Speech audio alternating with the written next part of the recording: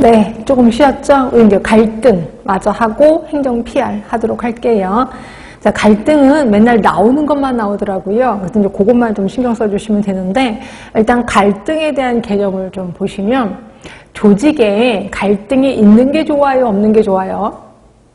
잘 모르시죠? 그러니까 예를 들어 보건지도과가 있고 보건행정과가 있어. 그 두 조직 간에는 갈등이 되게 심해요. 나중에 이제 보건소 가시면 아시겠지만, 그럼 이렇게 갈등이 있는 게 좋아요, 없는 게 좋아요? 그러면 대부분 사람들이 갈등이 없는 게 좋지 않을까요? 라고 생각하는데, 예, 갈등이 없어야 된다고 생각하는 게 이제 과거 생각이라고 보시면 되고요. 현재는요. 현재는 그 조직에 갈등이 없어? 그럼 그건 죽은 조직이나 마찬가지야. 그래서 일부러 갈등을 조장하기도 한다는 거죠. 그렇죠? 그래서 물론 갈등이 심하면 문제지만 어느 정도 갈등이 있는 거는 조직이 살아있다는 증거다. 뭐 이렇게도 표현하고 있습니다. 그래서 그 생각이 좀 바뀌기 시작했다는 거죠. 자, 116쪽을 보세요.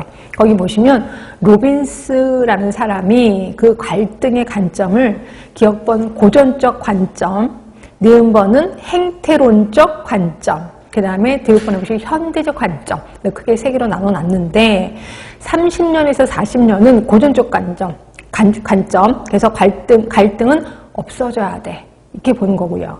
그 다음에 행태론적 관점은 뭐냐면 갈등의 순기능을 좀 신경 쓰기 시작해서 갈등도 좋은데? 라고 생각하는 거야. 그렇지만 기본으로 갈등은 없는 게 좋아. 근데 갈등이 있다면 이게 순기능이 있을 수도 있어 라고 본다는 거죠. 그래서 10번을 보시면 갈등의 존재를 인정하고 상호 공존하기 위해 갈등 당사자들이 서로 양보할 것을 주장했다는 거죠. 결국 갈등도 있는 건 좋긴 하지만 그래도 없는 게 좋아 라는 게 행태론적 관점이에요.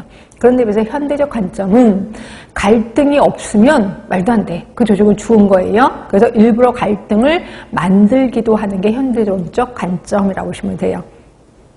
그럼 갈등에는 두 가지 기능이 있다는 거잖아요. 순기능이 있고 그 다음에 역기능이 있다는 거잖아. 이제 순기능을 볼게요. 순기능은 뭐냐면 갈등이 건설적으로 해결됐을 때 이제 순기능이 부각이 되는데 조직이 새로운 발전을 하게 된다는 거죠. 그러니까 새로운 발전의 계기가 되는 게 갈등이라는 거지. 갈등을 해결하고 나면 조직이 나름대로 발전을 할 거 아니에요. 그렇죠? 그리고 10번을 보시면 갈등의 해결을 위해서 창의력, 적응 능력, 단결력 이런 것들이 향상이 된다는 거죠.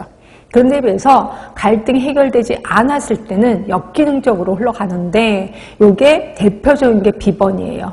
구성원들 간의 사기가 떨어지고 또는 반목, 적대 감정이 유발하게 되는 거고 결국 나중에 가면 D번, 파벌, 할거주의가 초래가 된다는 거죠.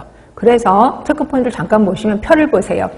자, 갈등이 낮거나 전혀 없어. 역기능 쪽으로 갑니다. 갈등이 높아. 역기능으로 갑니다. 갈등이 적정하면 순기능 쪽으로 가게 된다는 거죠. 그래서 갈등이 없으면 일부러 갈등을 부각시키기도 한다라고 보는 거예요.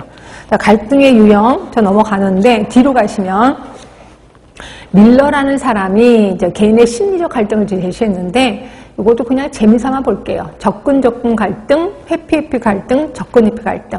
자, 접근 갈등은 뭐냐면 그거예요. A도 괜찮고 B도 괜찮아. 예를 들어 사람으로 합시다. A라는 사람은 이거 괜찮은데? B라는 사람은 이거 괜찮은데? 둘 다 만나면 안 되나? 이게 이제 접근 갈등. 자, 회피 갈등은 A라는 사람이 요거 때문에 싫어. B라는 사람은 요거 때문에 싫어. 다른 거 다 좋은데 요거 때문에 싫고 요거 때문에 싫어. 요게 회피 갈등. 그다음에 접근 회피 갈등은 A라는 사람이 요런 건 좋아. 그런데 요런 건 나빠. 결국 좋고 나쁜 걸 다 같이 갖고 있을 때 접근 회피 갈등이 일어난다라고 보시면 돼요. 별건 아니니까 한번 훑어봤고요. 그 다음에 이제 대부분 시험 문제는 갈등의 해결 방법 이게 나오거든요. 그래서 보시면 119쪽에 맨 위에 박스가 하나 있을 거예요. 이거는 개인적 갈등을 해결하는 방법이고 밑으로 쭉 내려가시면 디귿번에 집단 간 갈등의 해결 방법이 나와요.